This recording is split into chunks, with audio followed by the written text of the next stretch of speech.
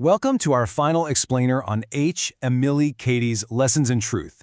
We're wrapping things up with a really powerful question. How do we actually find unity? Cady's answer is fascinating. It starts not by trying to change everyone else, but by changing our own focus.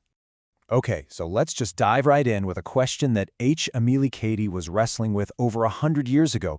And honestly, it feels more urgent today than ever. Why is it that people who believe in the very same core principles so often end up in these bitter conflicts with each other? Cady saw this happening constantly with the spiritual teachers of her time.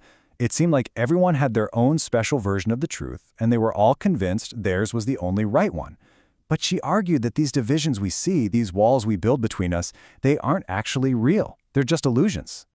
What she's getting at here is pretty profound. She's saying that when we try to force everyone to agree with our specific way of seeing things, we're not proving how right we are. All we're really doing is, we're broadcasting just how limited our own perspective really is. To make this super practical, let's translate Cady's idea of a circumscribed view into a more modern metaphor, one that's incredibly useful. Let's talk about the idea of a mental aperture. Just think of it like the aperture on a camera lens. How you see any situation is determined entirely by the frame you decide to put around it. And you can make that frame incredibly small, right? Zeroing in on just one point of conflict. Or you can widen it way out to see the whole big picture. So, from this point of view, an argument doesn't really prove that you're right. Cady believed it just reveals how narrow your own mental aperture has become in that moment. You've basically zoomed in so tightly on the disagreement that you've completely lost sight of the huge landscape of everything you might actually agree on. Okay, so if the problem is a narrow view, how do we widen it? How do we find that unity? Well, Cady's solution is so powerful in its simplicity. She calls it having a single eye. She draws this really sharp contrast between two ways of looking at the world. The double-eyed view, as she calls it, sees conflict everywhere. It's always looking at both the good and the bad, the problem and the solution, kind of trying to serve two masters at once.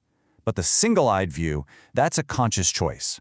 It decides to focus entirely on the one core truth, that one guiding principle of good and the solution you're aiming for. To really see this principle in action, Cady tells this amazing story. It's about a woman with no formal education, no special training, who is facing these huge challenges. We're talking poverty, sickness, really serious family issues, and yet she found a way through it all. Her secret was stunningly simple. She realized that trying to look at her problems and at the solution at the exact same time was just splitting her focus, splitting her power. So she made a decision. She would refuse to even look at what she called the seeming evil. She decided to keep her eyes single, focusing her entire attention, her whole being, only on the good she wanted to see in her life. And this idea wasn't just for individuals. It was actually the cornerstone of the whole movement Cady was part of. Groups like the Society of Silent Unity were built around this exact principle of a shared internal focus. They understood that the real power wasn't in the specific words you used or the arguments you could win, it was in the unwavering focus that you could hold together. So how can we take this century-old wisdom and apply it to our lives, like right now? Well, we can actually turn Cady's core teaching into a simple but really powerful mental exercise. Let's call it the single-eye reset. It's just 3 steps. First, when you feel yourself getting pulled into conflict, just notice it. Acknowledge that your mental aperture has narrowed, that you've zoomed in on the problem. Second, consciously expand your view. Just imagine that tight little frame around the situation dissolving. And third, reset your focus. Deliberately shift your full attention away from the problem and onto the single desired outcome, or the unifying principle you want to live by. So, what is the crucial point of this final lesson? What is the secret to the unity of the spirit that Cady talks so much about? Here it is. The ultimate message is that unity is not something we achieve by winning arguments or by forcing other people to see things our way. It is not an external victory. True unity is an internal state of being.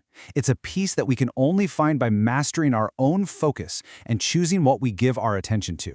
And that concludes our explainer series on Emilie Cady's Lessons in Truth. I really hope you found this journey as fascinating as I did. You can find the entire playlist right here on our channel. I'll leave you with a question on your screen to think about, but I also have a question for you.